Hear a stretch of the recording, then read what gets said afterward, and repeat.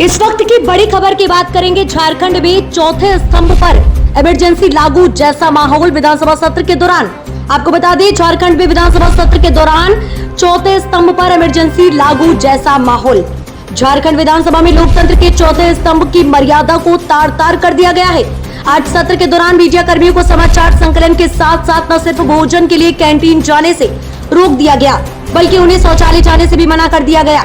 Speaker की इस तुगलकी फरमान से महिला और बीमार मीडिया कर्मियों को भारी परेशानी का सामना करना पड़ा। इस वजह से मीडिया कर्मियों में भारी रोष देखा गया।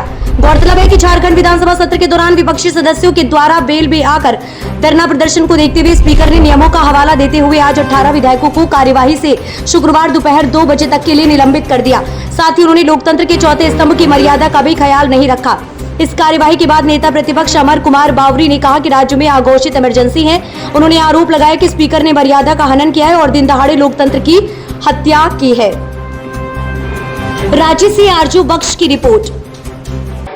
आज तो बिना कोई नोटिस के ही पत्रकार जो थे, हालांकि कुछ पत्रकार जो सीनियर पत्रकार हैं वो दीर्घा में शामिल हैं, लेकिन क्या दीर्घा में शामिल होने वाले पत्रकार की संख्या मात्र 10% भी नहीं होगी और बाकी के 90% पत्रकार बाहर खड़े हैं। इसके लिए नोटिस आप जारी करते कि कैंटीन की सुविधा नहीं मिलेगी, आपको वॉशरूम की सुविधा नहीं मिलेगी और तमाम जो पत्रकार हैं वो बाहर हैं, लेकिन इसके लिए आवाज कौन उठाएगा? जो चौथे स्तंभ होते हैं इनकी आज वैल्यू बता दी गई है और भले विधायकों को निलंबित किया गया, उस तरीके से कह सकते हैं कि पत्रकार को भी इससे अच्छा था कि निलंबित कर देना चाहिए था।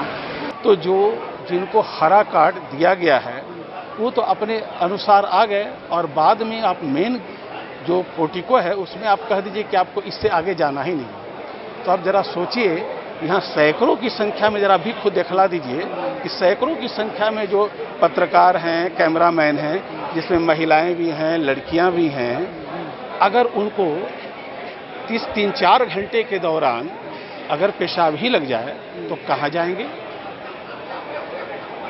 अगर उनको प्रेशर ही हो जाए तो कहाँ जाएंगे? महिलाओं को और भी बहुत सारी दिक्कतें होती हैं, वो कहाँ जाएंगी? आपने उनके लिए कोई व्यवस्था किया?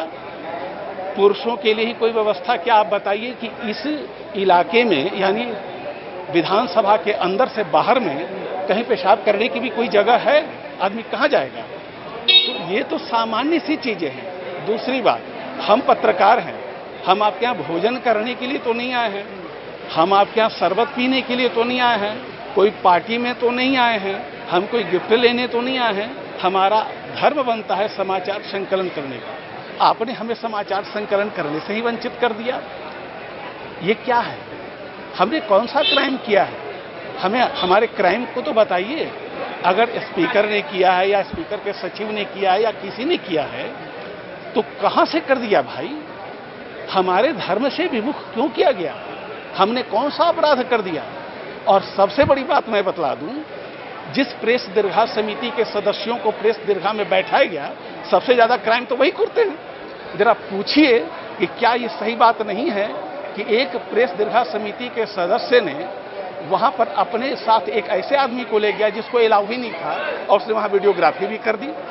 तो बताइए, ऐसे अपराध करने वालों को आप जो है प्रेस दीर्घा समिति के सदस्य के नाते उनको जो है अलाउ करिएगा, और जो जिंदगी भर ईमानदारी से ही पत्रकारिता की, जिसने कभी जिंदगी में कभी किसी के आगे हाथ ही नहीं फैलाया, जिसने कभी किसी की गिफ्ट तक नहीं ली। कल की जो घटना घटी है, लोकतंत्र के चौथे स्तंभ पत्रकार आते हैं, उनका सम्मान होना चाहिए। विधायकी कार्य में अगर बाधा उत्पन्न होता है तो विधानसभा का यह अधिकार बनता है, अध्यक्ष का अधिकार बनता है कि निलंबन करने का, और विधायकों को भी अपने अधिकार का पालन करने के लिए आंदोलन करना, धरना देना, प्रदर्शन, ये हमारा मौलिक अधिकार है। लेकिन जैसे जो सूचना प्राप्त हुई कि बिजली काट देना, पत्रकारों को भी अंदर नहीं जाने देना, आपातकाल जैसा दृश्य हो गया, ऐसा नहीं होना चाहिए। मैं निवेदन करूंगा माननीय मुख्यमंत्री जी से और विधानसभा अध्यक्ष से कि इस पर पुनर्विचार होना चाहिए, दोबारा ऐसी घटना न घटे, लोकतंत्र के चौथे स्तंभ का